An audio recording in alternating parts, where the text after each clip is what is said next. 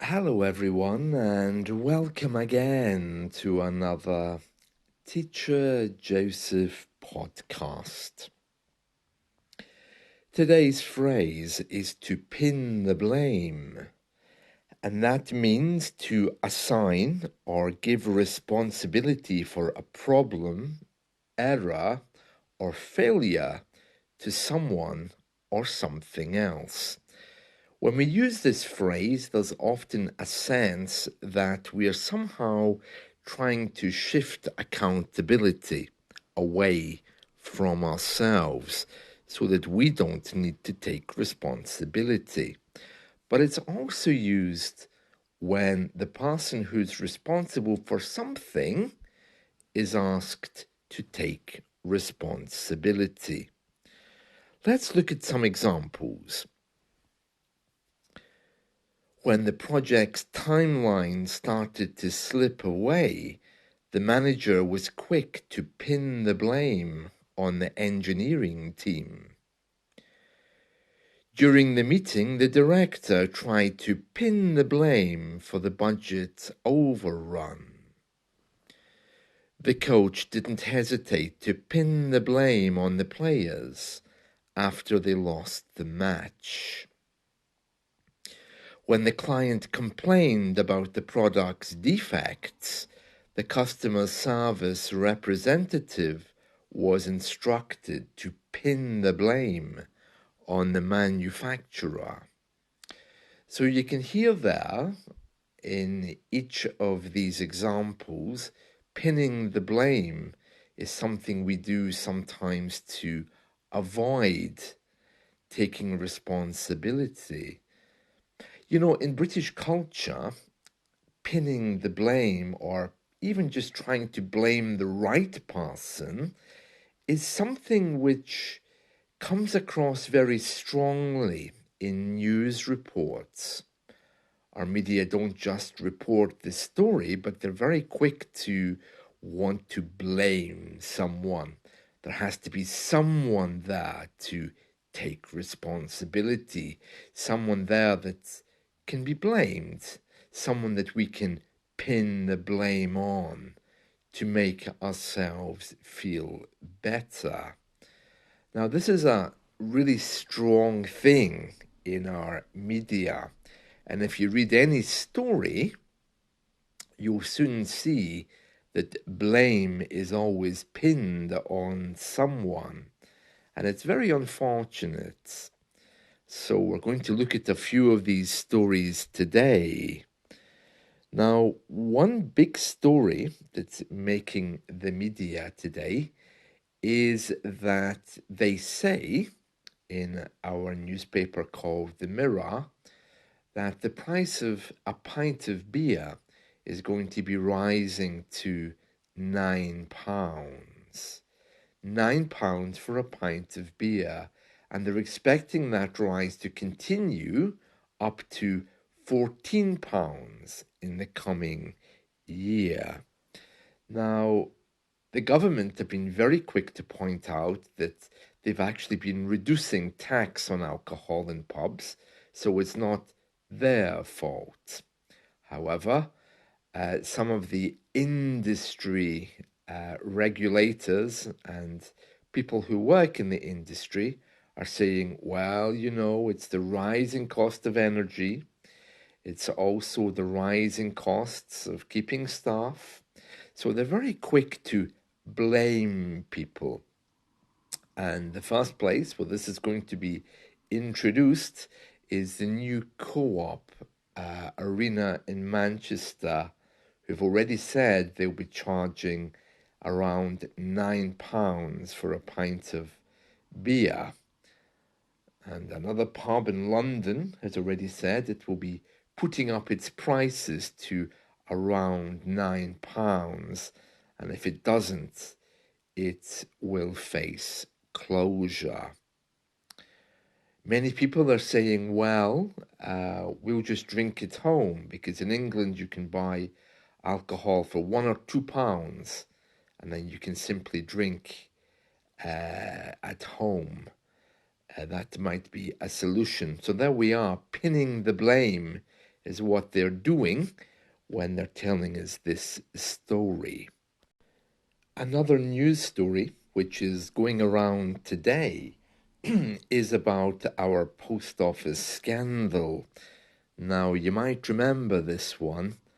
Our post office introduced a new computer system in the 1990s, and it had some bug in it. As a result, it reported that many of our post office staff were stealing money. When that happened, the post office staff, some went to prison, some took out loans to repay the post office, and even some people killed themselves because it destroyed their communities and trust in their community. Remember, post offices are usually the central hub of community life. And so the government has started a public inquiry, really just to pin the blame on people to see where everything went wrong. And today, in our news, and this news story is from the Daily Express, it says, a former post office executive has said she never knowingly did anything wrong in the scandal involving the post office. Angela van den Boogaard began her evidence at the post office inquiry yesterday by saying she was truly, truly sorry for the devastation caused to wrongly convicted sub-postmasters and their family. She said, I didn't knowingly do anything wrong, and I would never knowingly do anything wrong. And apparently someone pointed out to her that she had not apologized, and then she gave further statements. And that's what prompted her to give a full apology. It's very strange because clearly they're looking for someone to blame.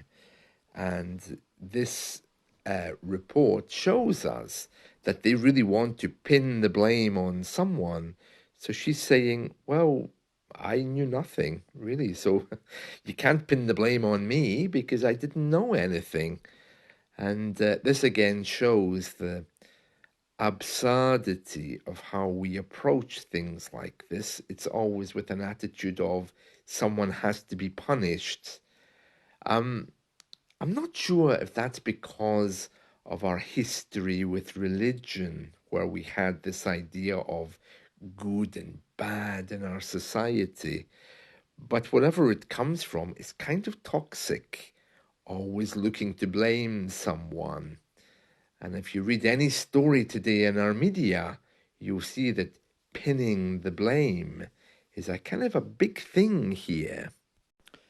And another scandal that's going around the UK media today is about our carers allowance. So basically, if you have a sick relative, you can nominate yourself to look after them.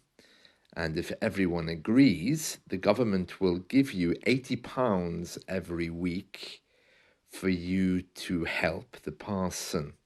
That may mean spending time with them if they're depressed. It might mean practical duties like dressing them in the morning.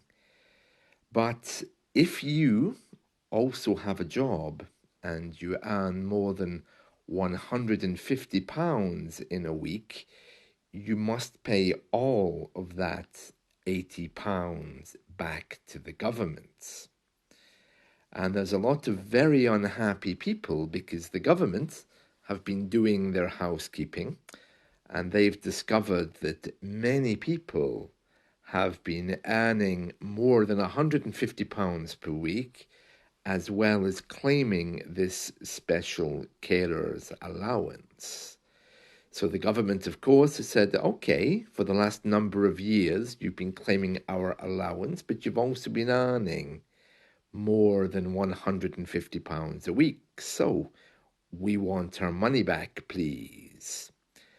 And this again has descended into some kind of blame game where the government is really pinning the blame on the people, but the people are saying, wait a minute, you can't just come and try to take money from me. And the government's saying, well, actually, we can. Here's the bill. Thank you very much. And so there's a lot of difficulties with this. Carers are insisting that the government excuse them or change the rules.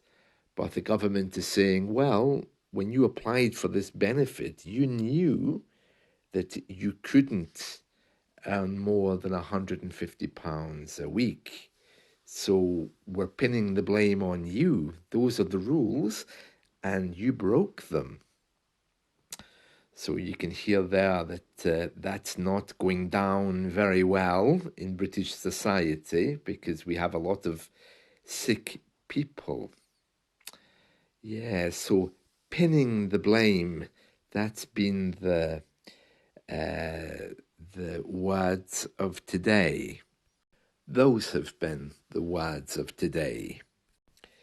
We have a food festival in our town today, and I'll be interested to see what they're selling. It's never usually a very big affair. It's usually grossly overweight people trying to sell me cheese, which they say is from the Mediterranean. And there's always people wearing Mexican hats, sombreros, selling tequila as well. So never usually a big thing, but they always pin the blame on not many people attending because of bad weather. Yeah, they always pin the blame on the weather every year. And I must admit that it's very cold here today, and rain and snow is expected.